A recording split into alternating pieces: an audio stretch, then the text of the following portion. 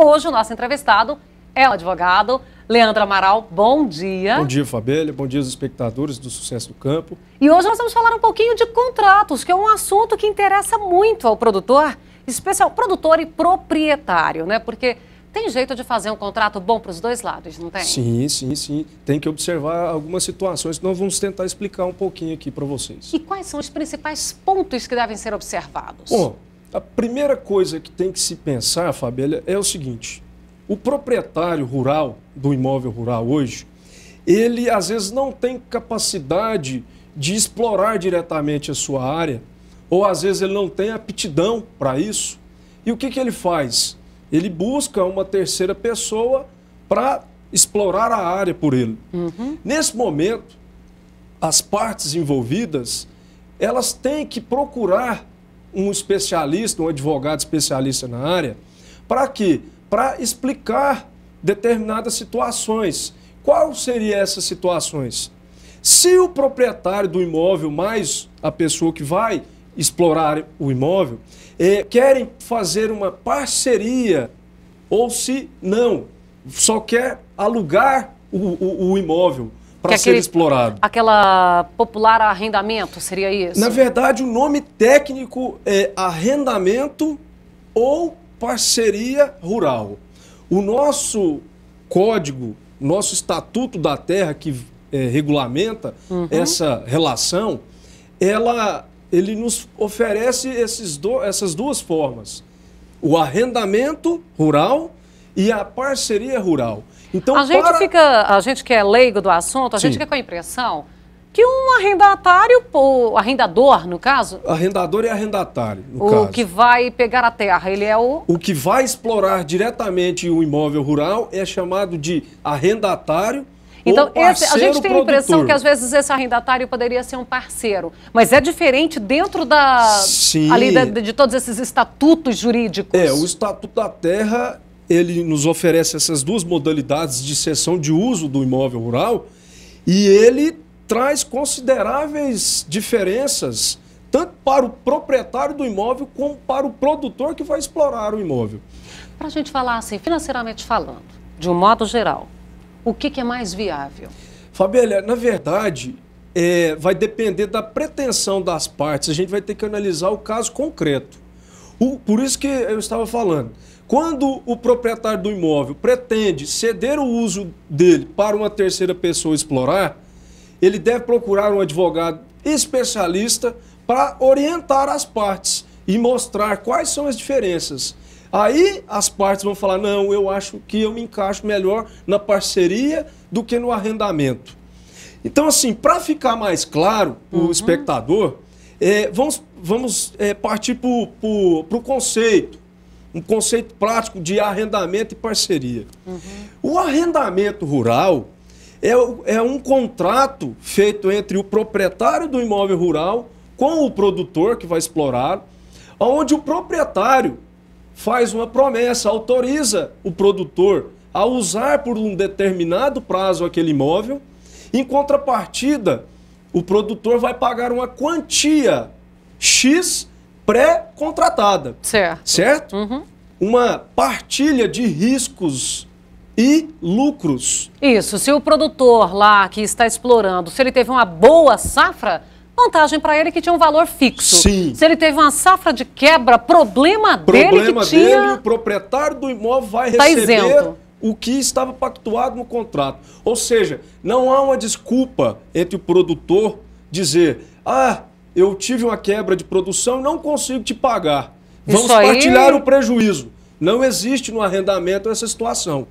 Isso na esfera civil nós estamos falando. Já a parceria rural é uma outra modalidade de cessão do uso do imóvel rural. Ela já é como se fosse uma sociedade entre o produtor e o proprietário. As partes vão partilhar tanto o lucro como o prejuízo. Que porventura vier. Isso, que porventura vier. Tá? Então, assim, na esfera civil, você tem essas duas diferenças entre o arrendamento e o contrato de parceria rural. E lá, na hora da prestação de contas com declarações de imposto de renda, faz diferença isso aí? Existe uma outra um aspecto muito relevante entre os dois contratos, o de parceria rural e o de arrendamento, que é na seara tributária. É onde eu costumo dizer que dói mais, porque pega no bolso do proprietário do imóvel rural e também do próprio produtor que está explorando o imóvel.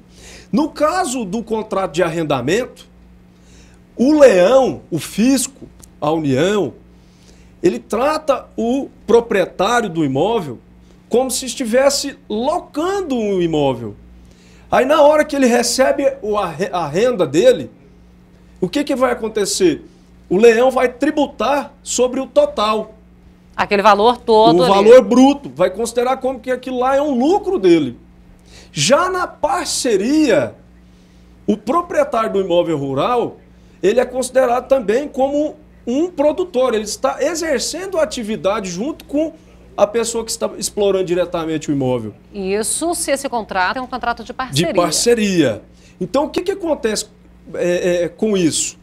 Quando você exerce a atividade rural, você tem possibilidade de tributar bem menos do que quando você está recebendo aluguel. Essa diferença aluguel. É significativa? Muito significativa. Para você ver, em um contrato de arrendamento, a tributação vai ser na casa dos 27,5%. Já num contrato de parceria, além de você reduzir a porcentagem, você consegue colocar no que você está recebendo despesas, prejuízos. Eu teria que ter aqui 30 minutos para poder explicar de forma pormenorizada isso. Mas o que eu digo é o seguinte, a parceria, ela no aspecto tributário é muito melhor para ambas as partes. Só que muitas pessoas, tendo conhecimento disso, estão fazendo uma simulação. Na verdade, a relação é de arrendamento, mas o contrato é feito de forma de parceria. De parceria. E o fisco vem a todo custo tentando o quê? Desbaratar essas simulações. Ele está tentando descobrir esse emaranhado aí, que se pegar, aí o prejuízo é maior. Na verdade, isso. Vai vir multas. Porque daí vem multa, vem, enfim, então, uma penalidade. Hoje, muitos profissionais aconselham o produtor e o proprietário a fazer um contrato de parceria, quando na verdade é de arrendamento, para diminuir, minorar a tributação.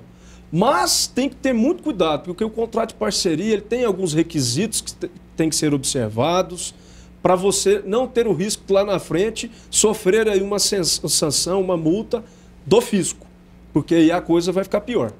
Bom, dentro desse contrato aí ainda tem muitos detalhes, muitos itens que a gente pode discutir, que a gente pode avaliar, não é verdade? Sim, sim. Até eu penso que é pouco tempo para a gente poder falar sobre o tema. Sugiro até que seja feito uma próxima entrevista para a gente falar de forma pormenorizada sobre as garantias que cada contrato vai trazer para o proprietário rural, que vai trazer para o produtor que está explorando a área. Porque aqui, na verdade, como o nosso público é o produtor rural, nós queremos o benefício dos dois lados. Sim. Do proprietário, nós queremos o benefício de quem está explorando. Deixa a gente explorar você um pouquinho, então. Sim, sim. Vamos já ficar aqui garantido, fazer esse compromisso com o público, para que nós possamos voltar, que a gente volte a falar sobre esse assunto, para a gente explorar um pouquinho mais, para esclarecer o produtor, para esclarecer o proprietário. Fica combinado desde já, e isso aqui é a pontinha do iceberg. Nós vamos demonstrar aí na próxima entrevista também o que é cada contrato, o que pode ficar garantido para o produtor e para o proprietário rural de forma muito clara e de forma que eles vão ter um acesso melhor, sem o juridiquês.